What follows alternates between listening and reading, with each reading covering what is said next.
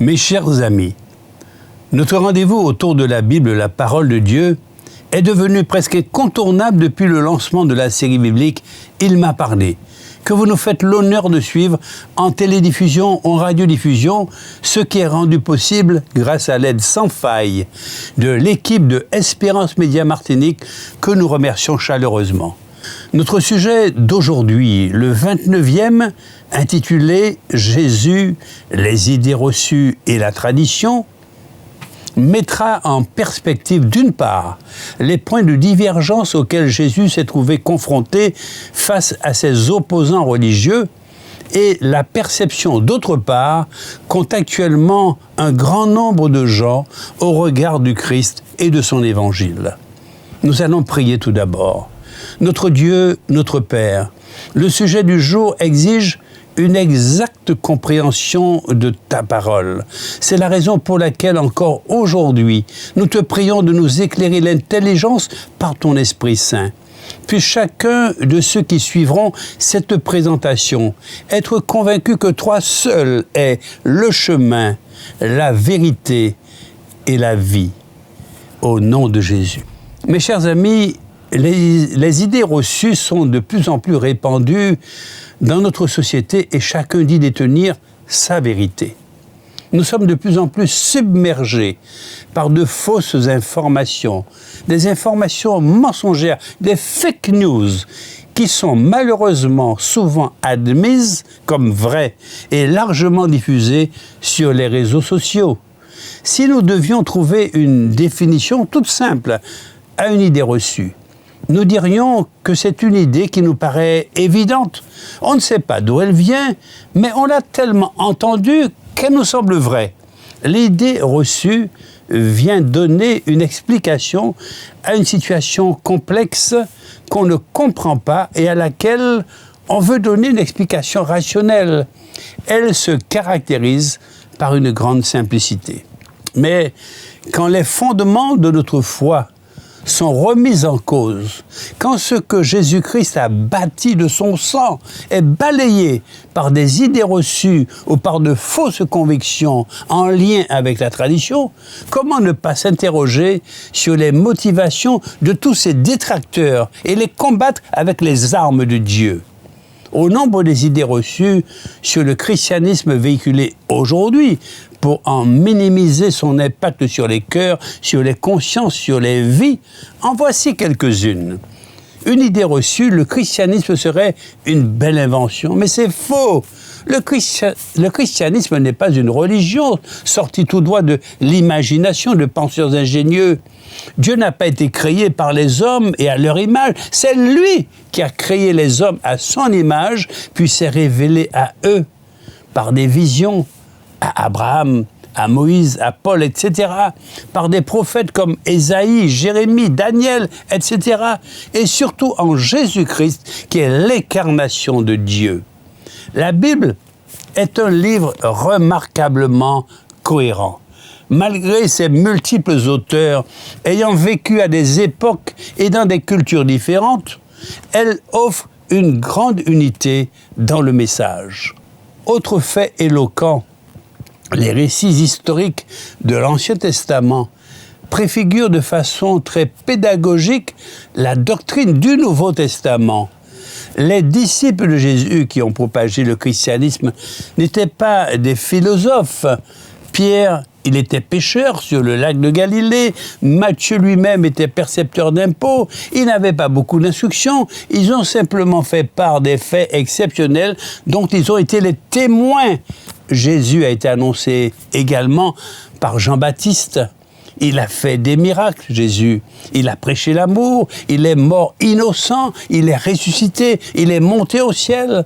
Et avant de partir, il leur a dit d'annoncer que le salut était offert à tous ceux qui croiraient en lui. Ils ont accompli leur mission avec une grande conviction et au péril de leur vie. Une autre idée reçue. Le christianisme, c'est la foi en un Dieu cruel et injuste. Mais c'est faux. Mais direz-vous, pourquoi Dieu permet-il la souffrance, la maladie? Pourquoi les bons comme pour les méchants? Pourquoi les guerres, les attentats, les meurtres d'innocents? Pourquoi ces tremblements de terre, ces accidents, ces naufrages, ces catastrophes naturelles? Pourquoi? Le fait que le mauvais cœur ou la folie des hommes sont directement responsables de certains de ces malheurs ne vous aura pas échappé. Mais cela ne répond pas entièrement à la question. Pourquoi? Pourquoi peut signifier quelle en est la cause? On répondra avec la Bible que la souffrance et la mort sont une punition irréversible qui frappe l'espèce humaine dans sa globalité à cause de la désobéissance d'Adam et Ève. Pourquoi peut aussi signifier, mais quel est le but? Et la Bible affirme de multiples fois que c'est dans l'adversité que l'on grandit et que l'amour brille le plus. Mais ce pourquoi est aussi un cri d'incompréhension des voix d'un Dieu qui se dit aimant. Nous croyons que cette incompréhension tient au fait que nous jugeons Dieu à l'échelle de la vie humaine et non à celle de l'éternité. Lui, Dieu, voit les choses autrement et ses enjeux sont avant tout ceux de l'éternité. Même si une vie de souffrance peut être extrêmement longue à endurer, qu'est-ce au regard d'une éternité de bonheur?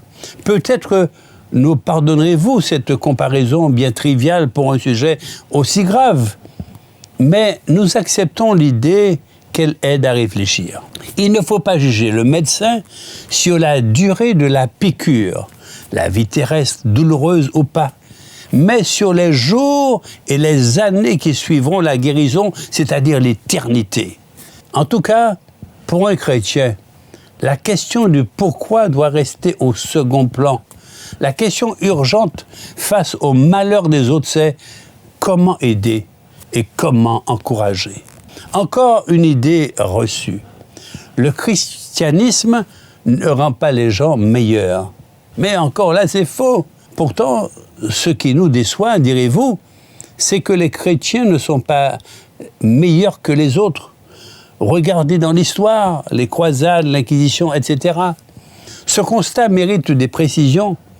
Ceux dont vous parlez, sont-ils ou étaient-ils de vrais chrétiens, ayant passé par la nouvelle naissance, ou seulement des gens qui se disent ou se disaient chrétiens ou de culture chrétienne? Jésus a dit « On reconnaît l'arbre à son fruit ». Un bon arbre ne peut pas produire de mauvais fruits, nous dit l'apôtre Luc dans le chapitre 6e, les versets 43 et 44. L'apôtre Jacques ajoute « La foi sans les œuvres, les bonnes œuvres, est morte. Par mes œuvres, je te montrerai ma foi. » Jacques chapitre 2, les versets 17 et 18. C'est la foi qui sauve. Mais les bonnes œuvres témoignent ensuite de sa réalité.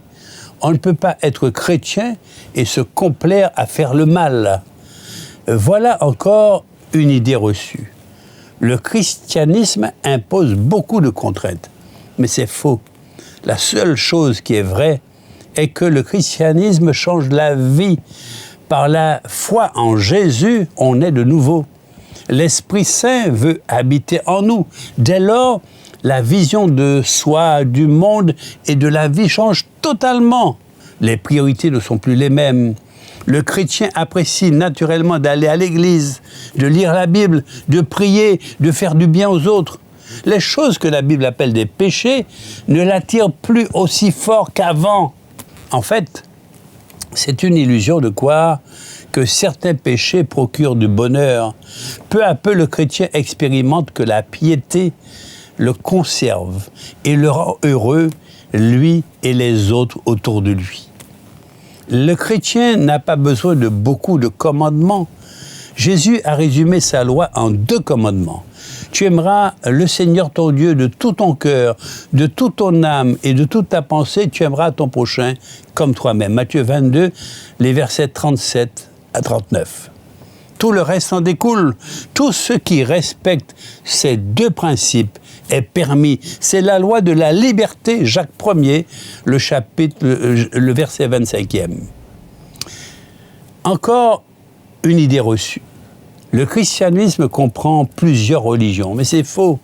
Le christianisme unit tous ceux qui reconnaissent en Jésus-Christ le Fils de Dieu et le Sauveur. Tous, ensemble, forment l'Église de Jésus-Christ.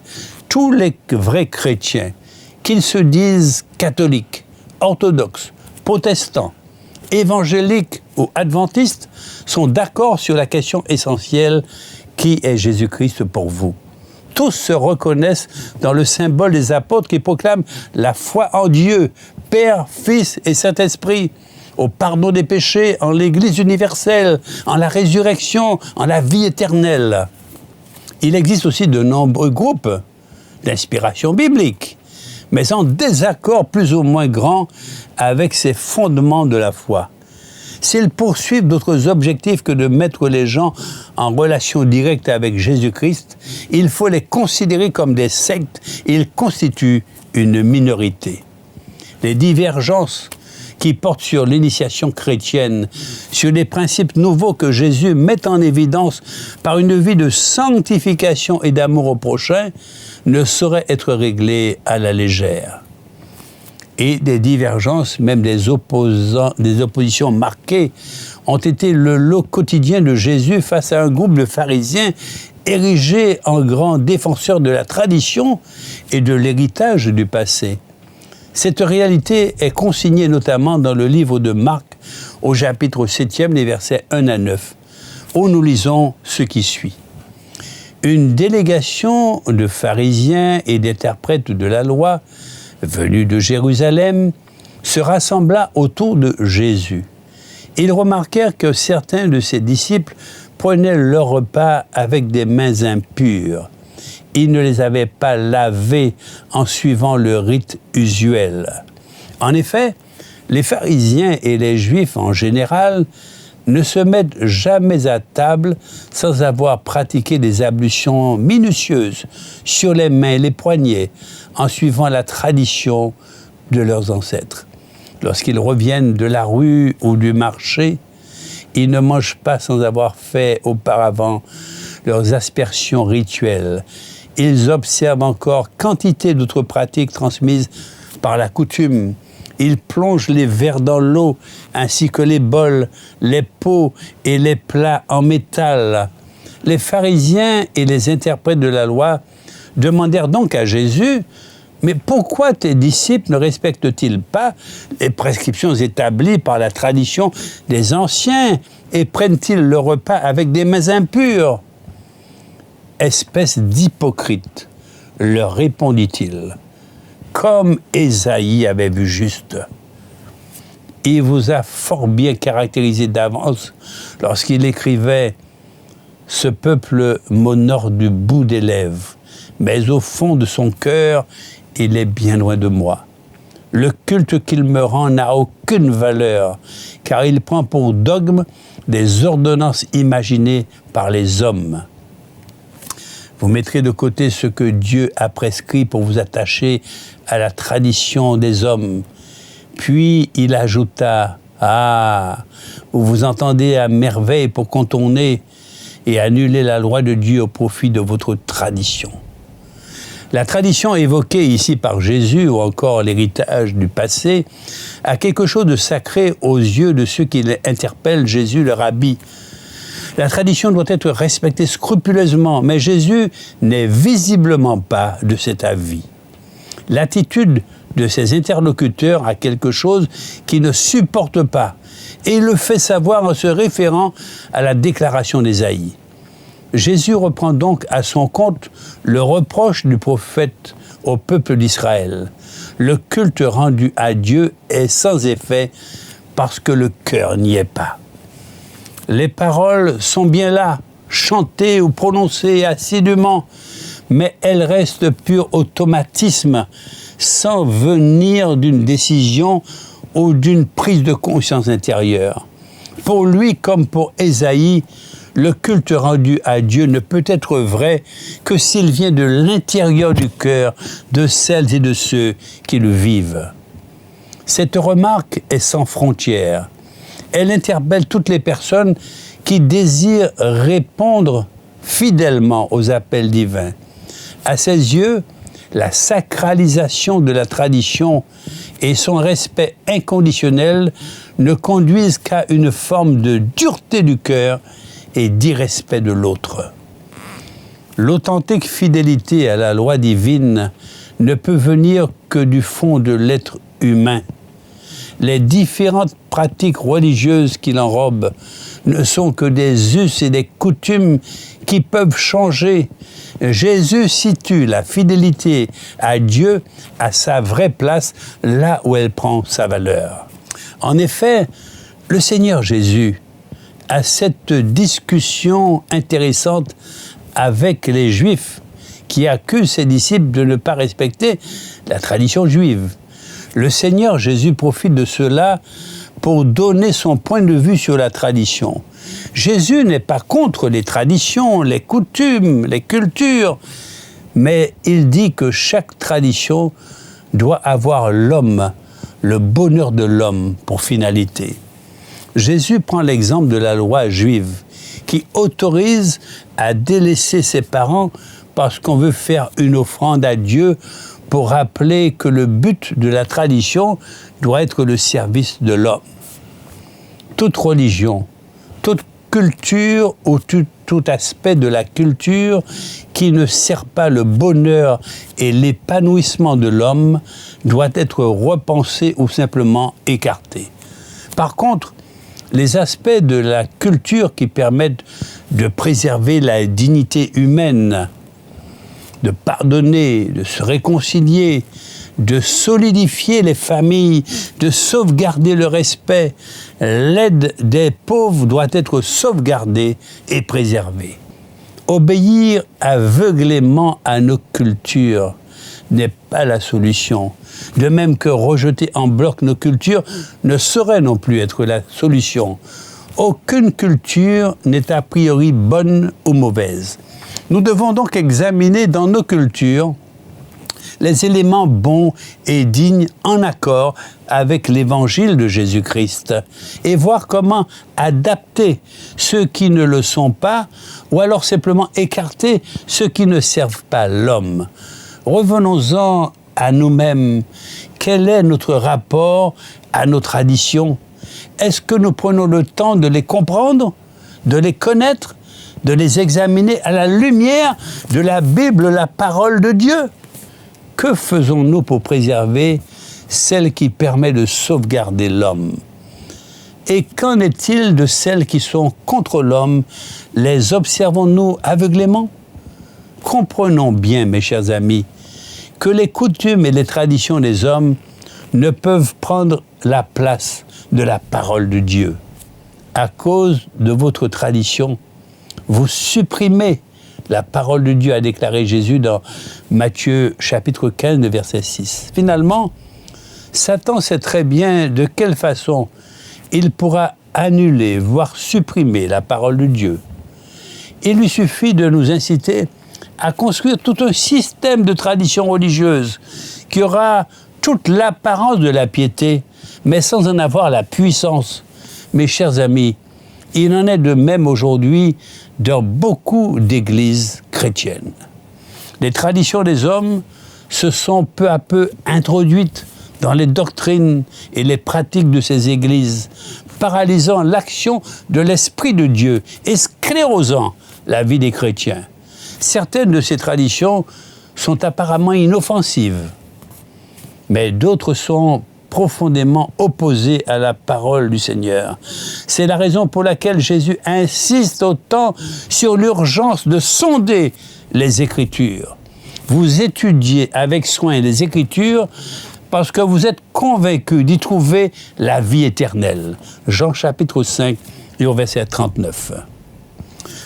On peut définir les traditions humaines comme un ensemble de doctrines, de coutumes, de pratiques et d'enseignements qui ne sont pas contenus directement dans la révélation de la parole de Dieu, mais qui ont peu à peu été mis sur le même plan que la Bible, ou qui ont même carrément remplacé l'enseignement de la Bible. Comme Dieu ne se manifeste plus avec la même puissance qu'auparavant, parce qu'il ne peut jamais confirmer les traditions des hommes au détriment de sa parole, les hommes inventent de nouvelles traditions pour expliquer cette diminution ou cette disparition apparente de la puissance divine. Au lieu de se remettre en question sérieusement, ils rajoutent de nouvelles traditions qui les enfoncent encore plus dans l'incrédulité. C'est ainsi qu'à la fin des temps, période dans laquelle nous sommes déjà entrés, l'apostasie se développe, comme nous l'avait annoncé le Seigneur et ses apôtres. Les gens deviennent de plus en plus religieux et de moins en moins spirituels. Ils n'imaginent pas un instant que le problème est en eux. Ils trouvent toutes sortes de responsables extérieurs, mais ils ne parviennent pas à se remettre en question. Hypocrite, a dit le Seigneur Jésus à ces pharisiens soucieux du respect de l'héritage du passé, leur présentant une vérité fondamentale. C'est du cœur des hommes que viennent les mauvaises pensées, l'envie de donner libre cours aux instincts sexuels, de voler, de tuer, de commettre des adultères, de dépouiller les autres, de les tromper, de se laisser aller sans pudeur à des actes immoraux, de s'approprier les biens d'autrui, de dire du mal d'eux et de se croire meilleur que tous, bref, de céder à toutes les folies que conçoit un cœur déréglé. Toutes ces vilainies viennent de l'intérieur. Ce sont elles qui souillent l'homme et le rendent impur. Marc chapitre 7, les versets 21 à 23. Et il dit aux Juifs qui avaient cru en lui, « Si vous demeurez dans ma parole, vous êtes vraiment mes disciples. Vous connaîtrez la vérité et la vérité vous affranchira. » Jean chapitre 8, les versets 31 et 32. Il est donc clair qu'il ne suffit pas de croire en Jésus. Encore faut-il demeurer dans sa parole. Demeurer quelque part ne signifie pas aller y faire une promenade de temps en temps, mais cela signifie y rester en permanence, en faire sa demeure, sa résidence principale. C'est ça, demeurer. Mes chers amis, si nous demeurons dans la parole du Seigneur, il nous révélera toute la vérité. Nos traditions humaines mensongères apparaîtront au grand jour. Elles seront dévoilées, dénoncées et exposées. Nous en serons affranchis, libérés, et nous pourrons nous en débarrasser. Et nous disons Amen à cela. Nous allons maintenant prier. Merci, notre Dieu d'amour, pour la présentation du sujet d'aujourd'hui. Merci de nous avoir permis, grâce à ton Esprit Saint, d'aller jusqu'au bout de cette démonstration que tu nous as inspirée à travers les textes sacrés de ta sainte parole. Puisses-tu permettre à nos amis de s'abreuver en toutes circonstances à ta source de vérité. Au nom de Jésus. Amen. Prochainement, vous sera présenté le sujet numéro 30 de notre série biblique « Il m'a parlé ». Sujet intitulé « Jésus et l'Église ». Encore une étude captivante en perspective. Alors, à bientôt mes chers amis.